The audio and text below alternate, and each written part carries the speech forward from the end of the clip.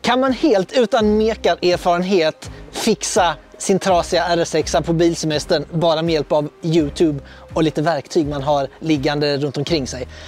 Jag har ingen aning. Jag hoppas innerligt det. Häng med i den här videon så får du se hur det går. Ångesten kom när AC:n började flåsa ut varmluft sådär 5 minuter in på en timmes lång bilfärd mot sommarstugan. Audi-specialisterna på Mecanum skulle ha knappt 1900 spänn bara för felsökning. Och med arbete, reservdelar lär totalkostnaden landa på ett antal tusenlappar. Inte önskvärt. Så min genialiska plan, det är ju givetvis att lösa det här själv.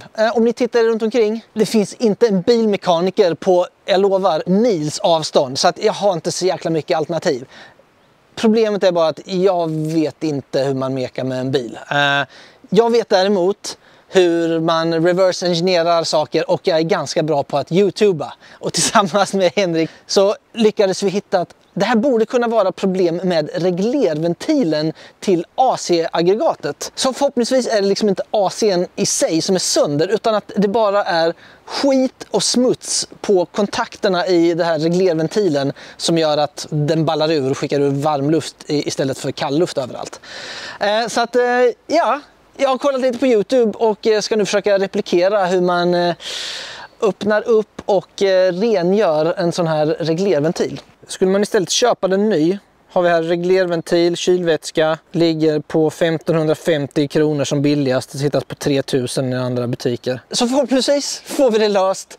Och gör vi det så har vi sparat oss ett antal tusenlappar med tanke på vad det skulle kosta att få någon annan att göra det och förmodligen reservdel som de hade bytt ut det med. Så without further ado, jag tycker att vi börjar slita upp den här bilen och tar oss ner till reglerventilen.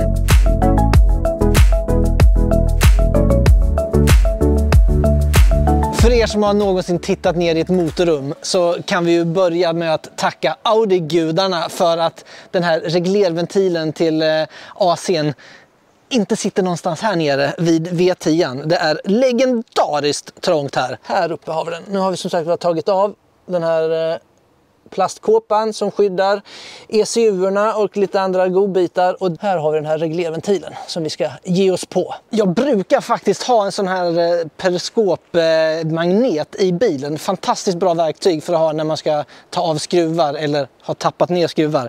Jag hittar inte den dock nu, så det vi har gjort här nu är försökt att sätta en plast runt här så att när vi skruvar av skruvarna, skulle jag tappa dem så åker de inte ner här in the abyss i mörkret, utan de fastnar förhoppningsvis i den här gula plastpåsen som är tryckt till. Inte jättevackert, men hellre det än att spendera en timme på att försöka leta skruvar där nere. Been there, done that. Verktygen som behövs är egentligen bara en T10 torksmejsel och lite rengöringsprodukter. Jag använder mig av mitt Parkster-kit från Lidl. Inte sponsrat. Som alltid ligger i bilen och räddat mig många gånger. Den här dagen insåg jag dock att jag borde investerat i magnetiska bits. Det hade underlättat mycket. Som tur var hade svärfar en egen skruvfiskare i form av en magnet på ett snöre. Sådär. 6 skruvar uppe. Tar vi loss den här. Ett steg närmare. Nu är det mat. Vad säger du? Okej, mat. Återkommer sen. Ja, då har vi alltså kommit så pass långt att vi har fått bort de här 6 skruvarna. Tar vi försiktigt av det här höljet. Oj, oj, oj, oj. Så har vi toppen här. Har vi en liten kolv som fjädrar upp och ner. Den ska vi ta ut och rengöra. Så ser den ut. Ja, här ser man lite avlagringar på den här kolven. Det här är tydligen ett av problemen som uppkommer, att det kommer avlagringar på de här kolvarna och då stör det den här magnetiska spolen. Så lossar vi den andra. Oj, det gick lättare. Ser den. Sätter vi den åt sidan. Tar upp den andra kolven här. Oh, fuck. I knew it. Jaha, nu har vi en fjäder där nere. Ska vi försöka hitta den. Ska vi se. Det som tar ju inte jättelångt ner, men det var ju inte jättelätt att komma till. Alltså tänk om jag hade haft mitt sånt verktyg. Tänk om. Där. Kom igen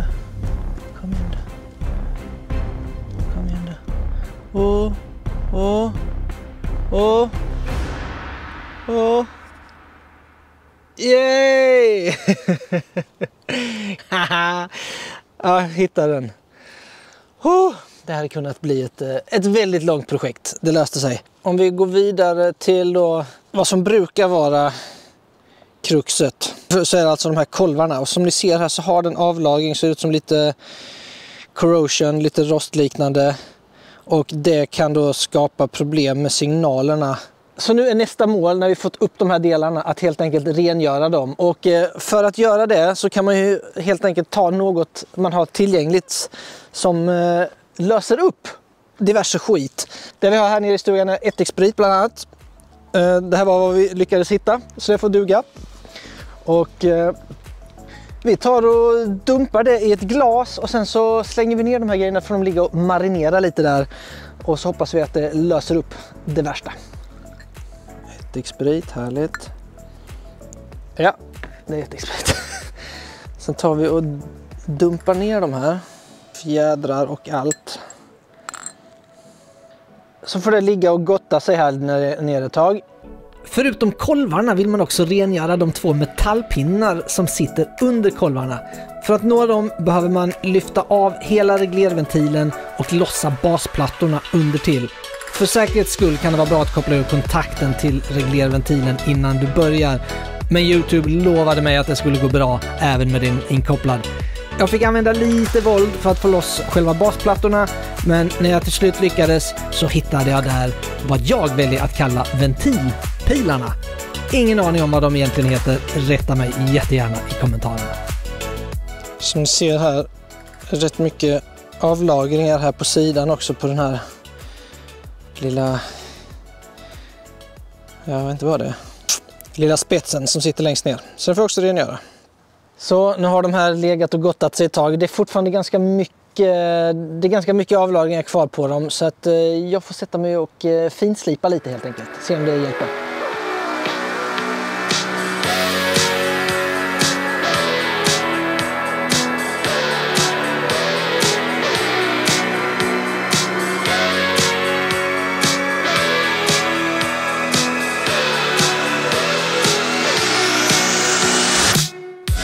Rengjord till vänster, inte rengjord till höger. Jäklar. Vi ger oss på den också.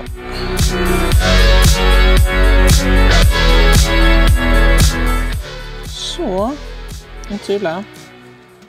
Så här har vi rengjort också lite så gott vi har kunnat. Det ser inte så farligt ut.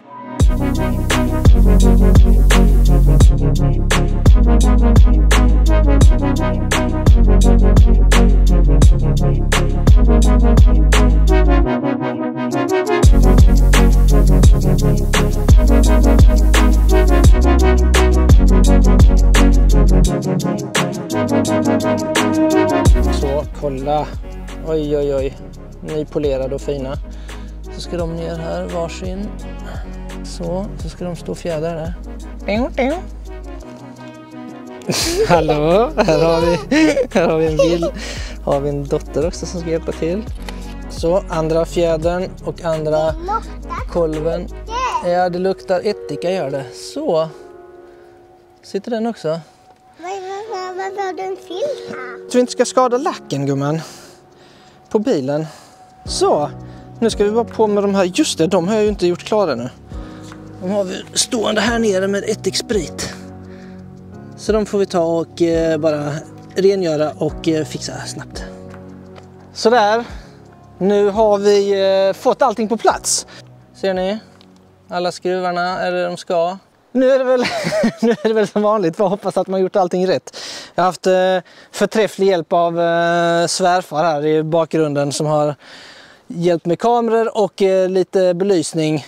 Jag får helt enkelt packa ihop det här, dricka lite kaffe och sen ge mig ut med bilen och så hålla tummarna för att AC:n funkar igen. Vi ses då.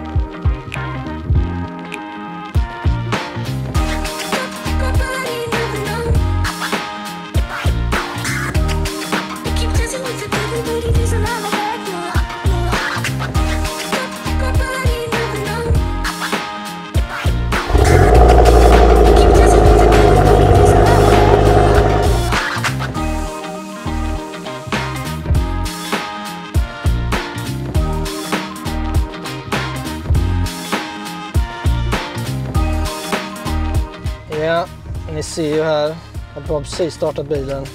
AC är av. Vi testar att sätta igång den. Kör ut här. Blåser på bra i alla fall. Så luft kommer. Kallt här. Kallt här. Känns bra än så länge. Ja, nu är det bra kyla här alltså. Det är AC, det funkar. Shit vad nice. Vi kör en liten runda nu och sen så avrundar vi, men det här känns bra. Alltså jag tror vi lyckades lösa det. Fy fasen vad nice. Nej, som sagt var, lite YouTube-videos, några verktyg vi hade liggande runt omkring. Vi fixade RS6an. Inget allvarligt fel, men ändå jäkligt drygt. Och som sagt var, bara reservdelen var 1500 till 3000 spänn. Och sen förmodligen hade det varit jobb på det. Och jag har läst om folk som har haft samma problem, fått felsökning där de inte ens har lyckats lokalisera felet. YouTube är för jävla bra helt enkelt. On that note, ge givetvis den här videon en tumme upp. Berätta i kommentarerna om du har gjort någon sån här självfixad grej som du är lite extra stolt över. Såklart prenumerera på kanalen så ses vi i nästa video. Ha det bäst, tja!